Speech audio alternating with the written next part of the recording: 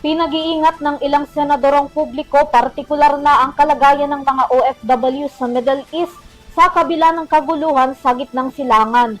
Ayon kay Senator J.V. Ejercito, kailangang paghandaan ng mga Pilipino ang sitwasyon at ituring ito na katulad ng naranasang krisis noong pandemic. Narito ang balita ni Catherine Landicho.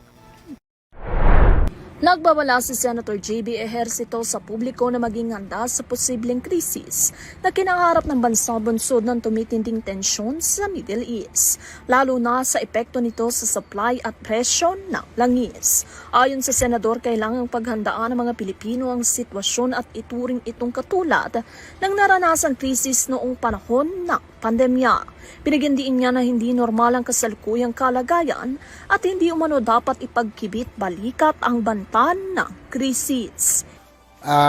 Matatapos hanggang hindi natin hanggang saan na extent na magiging epekto nito. Yun ang problema no.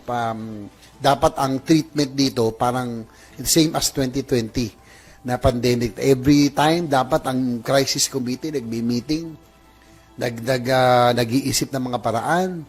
Ang concern ko kahapon, nagkaroon tayo ng hearing, no?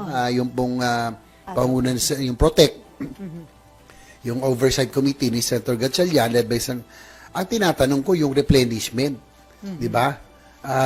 Ayun ang aking concern kasi hanggang kailan? Ipinaliwanag din ni Ejercito na ang patuloy na kaguluhan sa naturang rehiyon ay may direktang epekto hindi lamang para sa ekonomiya, kundi pati na rin sa kaligtasan at kabuhayan ng mga overseas Filipino workers o OFWs. Dahil dito ay giniit niya ang agarang aksyon mula sa pamahalaan upang matugunan ang mga posibleng epekto sa mga Pilipino sa loob at labas ng bansa. Pinuna rin ng Senador ang anyay mabagal na pagtugon ng administrasyon ni Pangulong Ferdinand Bongbong Marcos Jr.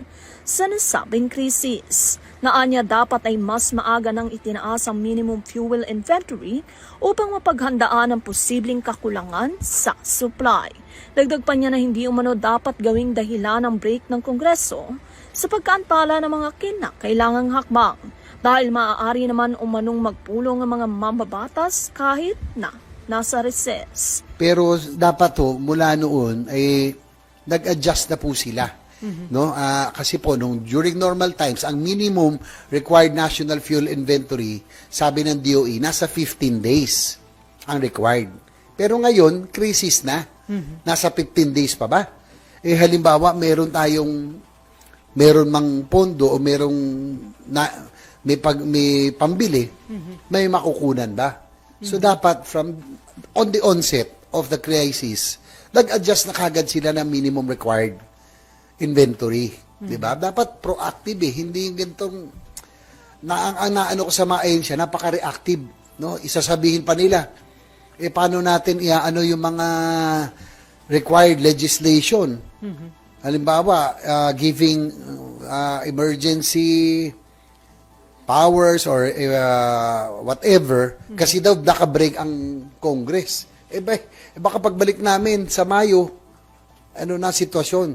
Congress can be convened at any time, especially during crisis situation. Sa kabila nito, kinikilala ni Ejercito ang naging hakbang ng Pangulo na magdeklara ng State of National Energy Emergency, ngunit iginiit na mas mainam kung mas maaga itong isinagawa. Lalo na halos isang buwan na umano mula nang magsimula ang tensyon sa Middle East. Matatandaan noong March 24 ay opisyal nang idineklara ni Pangulong Marcos ang National Energy Emergency upang tutukan ang epekto ng krisis sa Middle East sa supply ng langis sa bansa. Para sa RTV News, Catherine Landicho, sumasaludo sa bawat Pilipino.